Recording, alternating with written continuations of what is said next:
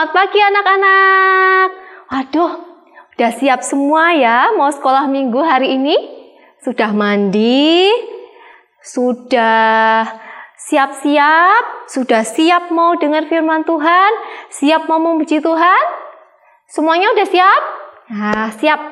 Nah, sekarang kita mau mulai sekolah minggu hari ini. Kita mau pujikan Setinggi-tingginya Langit. Semuanya bangkit berdiri ya.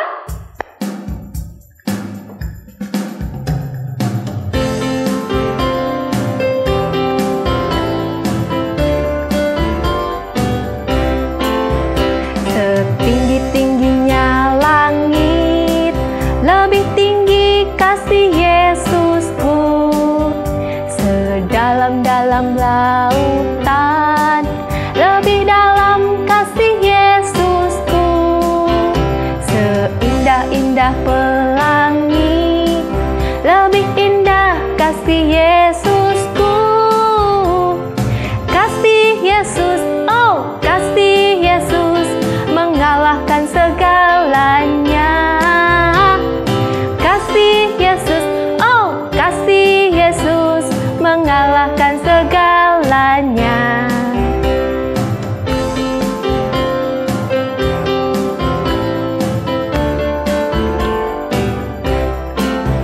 Setinggi-tingginya langit, lebih tinggi kasih Yesusku. Sedalam-dalam lautan, lebih dalam kasih Yesusku.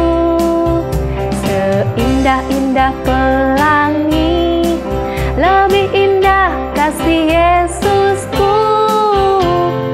Kasih Yesus, oh kasih Yesus, mengalahkan segalanya. Kasih Yesus, oh kasih Yesus, mengalahkan segalanya. Nah, sekarang kita mau lipat tangan, kita tutup mata, kita tunduk kepala, kita mau berdoa. Tuhan Yesus yang baik, terima kasih kami sudah diberi kesempatan untuk kembali bersekolah minggu. Sebentar Tuhan, kami mau mendengar firman-Mu. Tuhan tolong pimpin dan sertai kami, supaya kami dapat mendengar dan melakukan firman-Mu. Di dalam nama Yesus kami berdoa. Amin.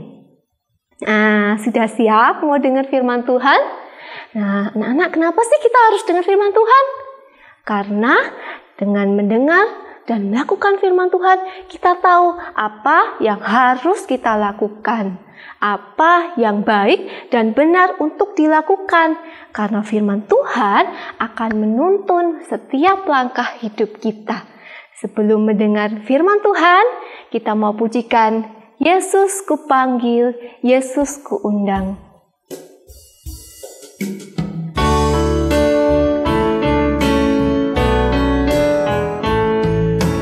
Yesus ku panggil, Yesus ku undang, masuk dalam hatiku. Memimpin, menuntun setiap langkah hidupku. Kuduskan, sucikan semua dosaku.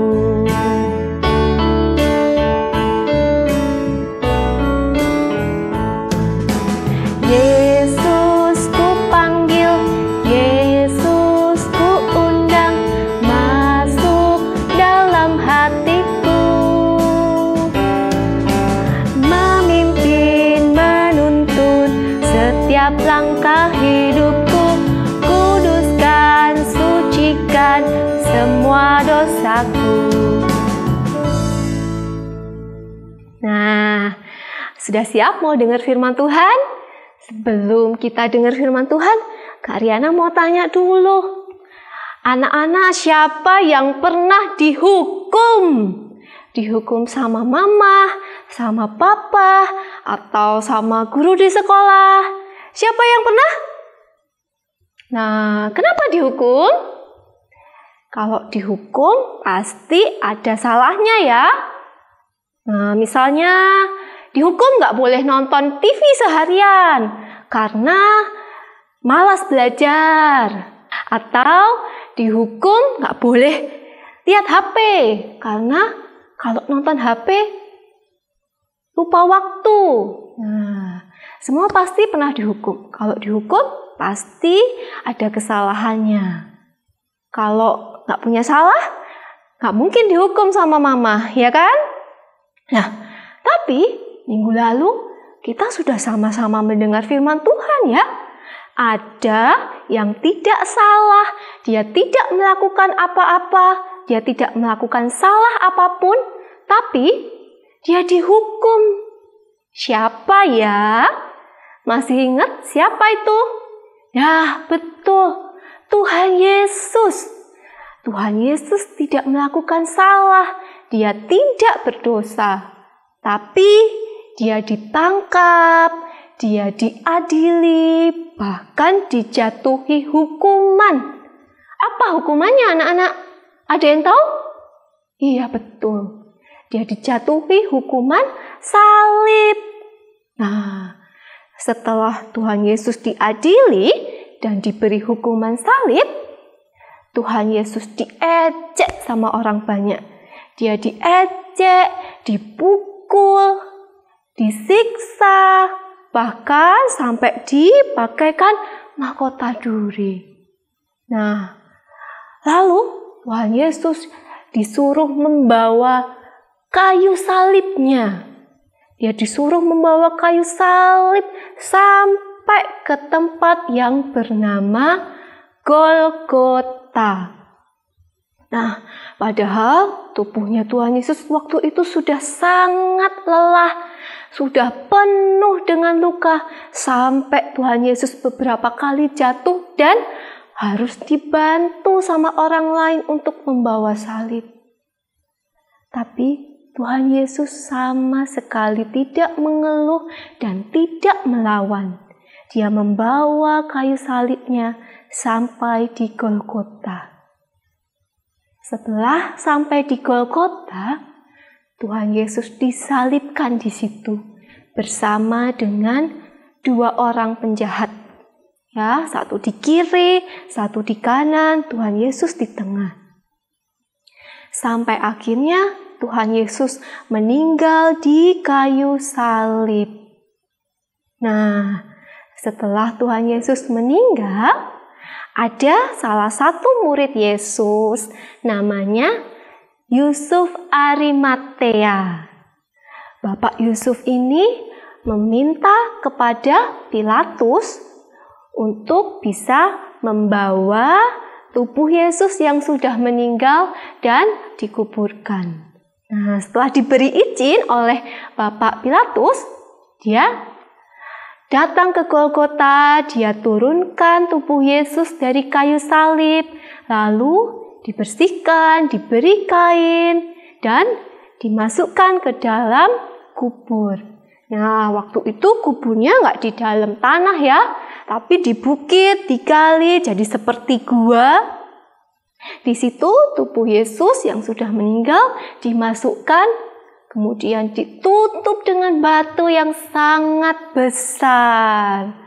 Nah, anak-anak, kita tahu ya, Tuhan Yesus tidak bersalah, tapi dia dihukum bahkan sampai harus meninggal di kayu salib. Kenapa? Karena dia mau taat kepada kehendak Bapanya. Dia mau menyenangkan hati Bapa. Ada satu lagi alasannya. Apa itu?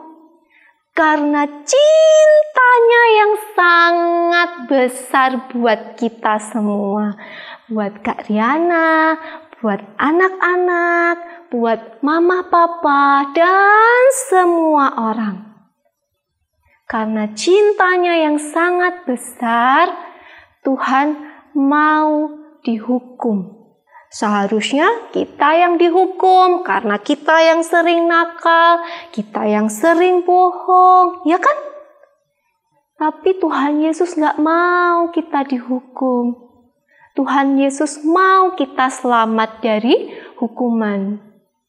Sehingga Tuhan Yesus mau menggantikan kita untuk dihukum.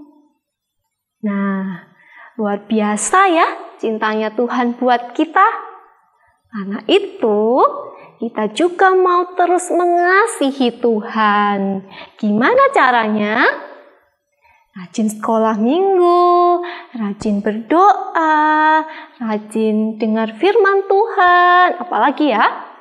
Mau jadi anak-anak yang taat sama mama, sama papa, terlebih lagi taat melakukan firman Tuhan. Nah, kita mau terus menjadi anak-anak yang mau menyenangkan hati Tuhan, karena Tuhan sudah memberikan nyawanya untuk menggantikan kita. Nah, ayat hafalan kita hari ini diambil dari 1 Petrus 3 ayat 18a. Bunyinya, sebab juga Kristus telah mati sekali untuk segala dosa kita. Ia yang benar untuk orang-orang yang tidak benar, supaya ia membawa kita kepada Allah. Nah, jangan lupa ya, dihafalkan. Kalau belum hafal, nanti minta tolong mama untuk mendikte anak-anak meniru ya, karena cukup panjang ayat hafalannya. Nah, untuk menutup firman Tuhan kita hari ini, kita mau pujikan Yesus disalib karena cintanya.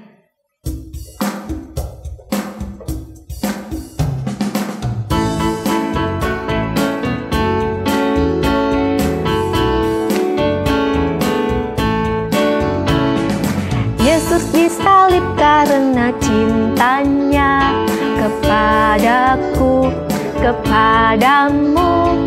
Yesus disalib karena cintanya, dosa dihapuskan.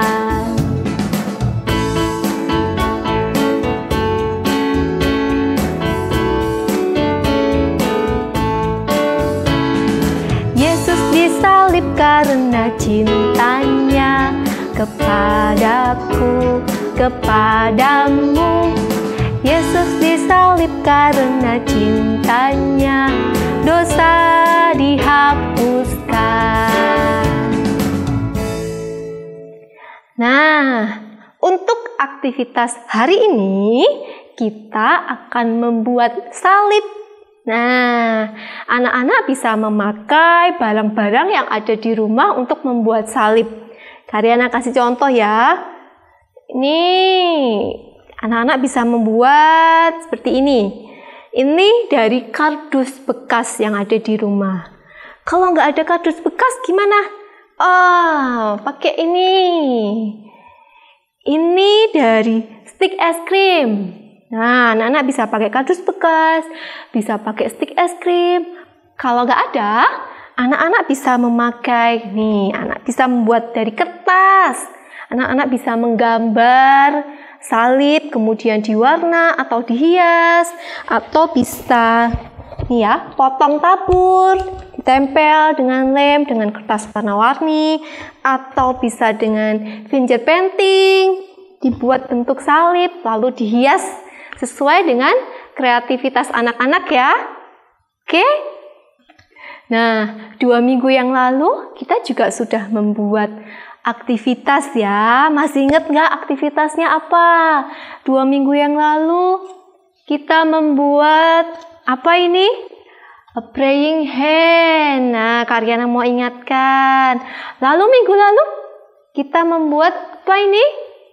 Mahkota duri. Sudah membuat semuanya? Nah, minggu ini kita membuat salib. Kalau sudah dibuat, jangan lupa difoto, kemudian dikirim ke guru sekolah minggu masing-masing ya. Nanti kalau sudah dibuat, jangan ditaruh sembarangan, jangan dibuang, disimpan. Nanti pada waktu Paskah kita bisa tunjukkan ke teman-teman dan guru sekolah minggu yang lain. Nah, ngomong-ngomong, kapan ya kita mau merayakan Paskah? Ada yang tahu nggak? Nah, kita akan merayakan Paskah tanggal 17 April. Minggu depan ya, pukul 9.30, setengah 10 pagi. Nah, anak-anak bisa mengikuti perayaan Paskah melalui Zoom atau melalui YouTube. Kita mau sama-sama merayakan Yesus yang sudah bangkit dari kematian dan menang atas maut. Nah, sekarang kita mau tutup sekolah minggu kita hari ini. Kita sekali lagi mau lipat tangan, kita mau tutup mata, kita berdoa. Tuhan Yesus yang baik, terima kasih Tuhan sudah sertai sekolah minggu hari ini. Terima kasih Tuhan untuk cinta yang besar buat kami semua. Ajar kami untuk menjadi anak-anak yang terus mau taat, mengasihi, dan menyenangkan hati-Mu. Terima kasih Tuhan Yesus, di dalam nama-Mu kami berdoa. Amin. Ya, sampai di sini sekolah minggu kita hari ini. Sampai ketemu minggu depan di perayaan Paskah Anak GKI Cayudan, pukul 9.30. Sampai jumpa, Tuhan Yesus memberkati.